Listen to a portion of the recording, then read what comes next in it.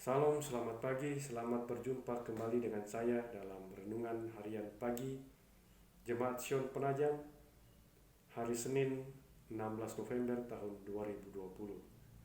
Salam sehat bagi kita semua. Bapak Ibu saudara-saudara yang kasih dalam Tuhan, kita akan mendengarkan firman Tuhan hari ini. Sebelumnya mari kita satukan hati kita berdoa kepada Tuhan. Mari berdoa. Puji dan syukur kami naikkan kehadirat-Mu Bapa di surga di pagi yang indah ini. Karena kuasa-Mu kami boleh dibangunkan untuk menikmati hari yang baru. Kami akan mendasari hari ini dengan membaca dan mendengarkan firman Tuhan sebagai pedoman kehidupan kami. Kuasa Roh Kudus-Mu kiranya memberkati kami, supaya kami yang mendengarkan firman-Mu, juga hamba-Mu yang akan menyampaikannya, boleh diberkati dan dituntun untuk dapat memahami dan melakukannya dengan penuh ketaatan sepanjang hidup ini. Dalam nama Tuhan Yesus firman yang hidup, kami berdoa kepada-Mu. Amin. Saudara-saudara yang kasih dalam Tuhan, firman Tuhan pagi hari ini saya ambil dari kitab 1 Petrus pasal 5 ayat pertama hingga ayat yang keempat. Demikian kata firman Tuhan. Gembalakanlah kawanan domba Allah. Aku menasihatkan para penatua di antara kamu, aku sebagai teman penatua dan saksi penderitaan Kristus, yang juga akan mendapat bagian dalam kemuliaan yang akan dinyatakan kelak. Gembalakanlah kawanan domba Allah yang ada padamu, jangan dengan paksa tetapi dengan sukarela, sesuai dengan kehendak Allah, dan jangan karena mau mencari keuntungan, tetapi dengan pengabdian diri. Janganlah kamu berbuat seolah-olah kamu mau memerintah atas mereka yang dipercayakan kepadamu, tetapi hendaklah kamu menjadi teladan bagi kawanan domba itu. Maka kamu apabila Gembala Agung datang, kamu akan menerima mahkota kemuliaan yang tidak dapat layu. Amin. Hamba yang menghamba. Saudara-saudara yang kasih dalam Tuhan, kita pernah mendengar kata abdi dalam. Abdi dalam adalah hamba yang menghamba atau yang mengabdi kepada raja.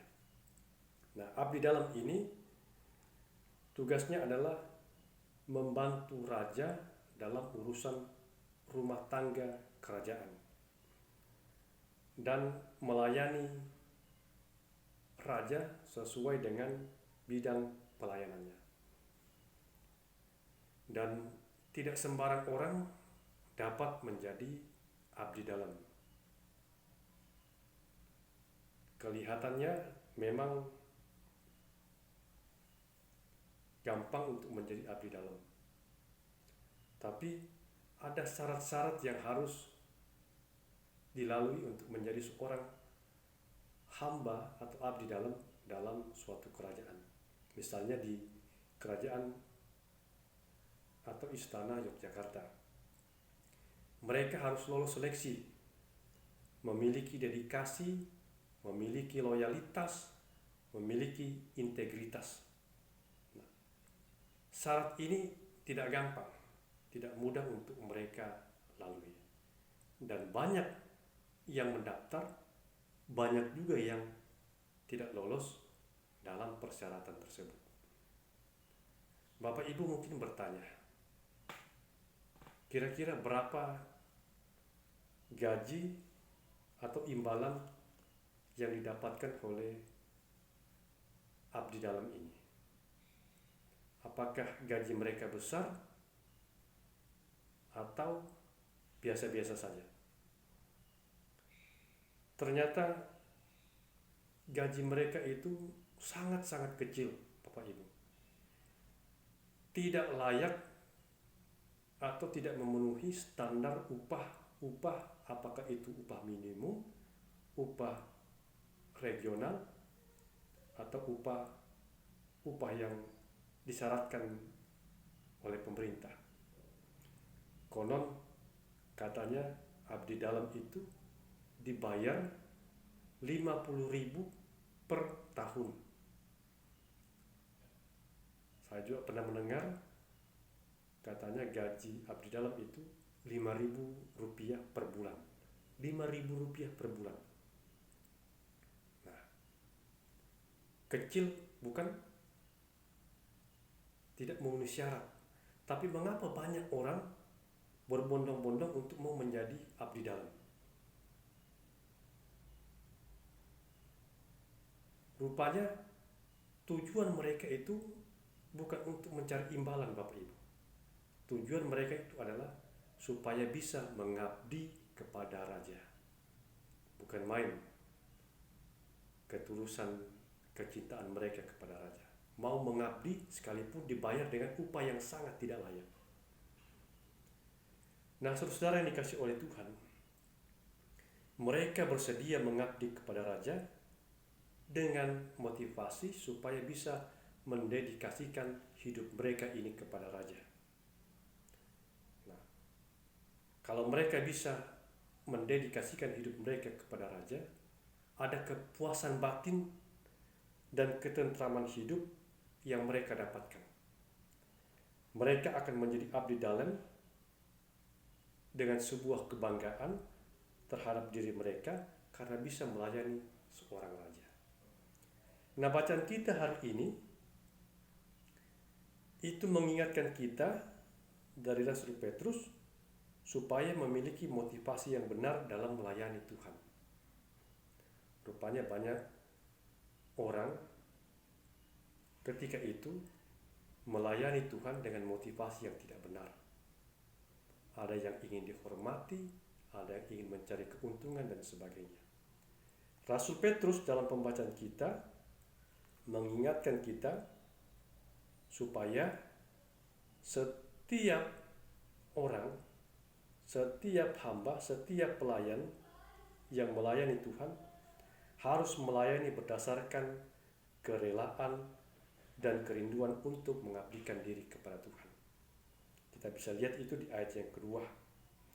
Gembalakanlah kawanan domba Allah yang ada padamu, jangan dengan paksa tetapi dengan sukarela, dengan kerelaan. Yang berikutnya, kita melayani bukan untuk memerintah orang lain, tetapi kita melayani untuk menjadi teladan hidup. Ayat yang ketiga, menjadi teladan hidup. Kalau seorang abdi dalam dapat mengabdi kepada rajanya tanpa memikirkan keuntungan yang mereka dapatkan, maka seharusnya kita juga sebagai hamba, sebagai pelayan Kristus lebih daripada seorang abdi dalam. Mengapa Bapak Ibu? Karena upah sejati yang disediakan bagi kita sesungguhnya itu tidak dapat dibandingkan dengan harta duniawi. Ayat 4 mengatakan, maka kamu apabila Gembala Agung Yesus, maksudnya datang, kamu akan menerima mahkota kemuliaan yang tidak dapat layu. Itu upah bagi seorang pelayan Kristus. Jemaat Tuhan yang kasih, jemaat kita sekarang dalam proses pemilihan penatua dan diaken, menetapkan, memilih calon-calon untuk melayani dalam jemaat. Nah, kita diingatkan dalam bacaan kita supaya kita mempersiapkan diri kita dengan baik seperti seorang abdi dalam. Dan ingat, motivasi kita adalah untuk memuliakan Tuhan, mengabdi kepada Tuhan, menjadi hamba. Jadi Bapak Ibu yang terpilih menjadi seorang pelayan dalam jemaat nantinya, itu adalah seorang hamba, seorang abdi yang mengabdikan diri, yang menghambakan diri kepada jemaat, kepada Kristus. Bukan sebaliknya, meninggikan diri, mencari kehormatan, apalagi mencari keuntungan. Tidak ada upah yang kita dapatkan Bapak Ibu, tapi ada upah yang diberikan kepada kita sesuai dengan ayat yang keempat, yaitu menerima mahkota kemuliaan yang tidak akan layu pada saatnya nanti. Mudah-mudahan lewat firman ini, jemaat menyadari bisa terpanggil untuk menjadi seorang hamba yang baik, hamba yang menghamba kepada Kristus, kepada jemaat, dan sungguh-sungguh menyerahkan diri untuk pelayanan kepada Kristus. Tuhan berkati firman-Nya, berkati kita semua. Amin. Mari kita berdoa.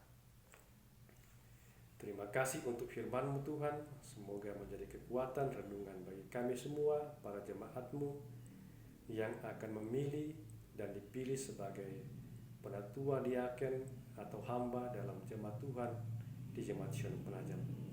Persiapkan hati jemaat-Mu supaya mereka dapat memilih sesuai dengan hati mereka, dan semoga mereka yang terpanggil, terpilih, dapat menjadi hamba yang betul-betul mengabdi kepada Tuhan dan bukan sebaliknya. Terima kasih untuk firman Tuhan. Semoga kami dituntun sepanjang hari ini untuk hidup sesuai dengan kehendak-Mu. Dalam nama Tuhan Yesus kami berdoa. Amin. Salam, selamat pagi, Tuhan berkati.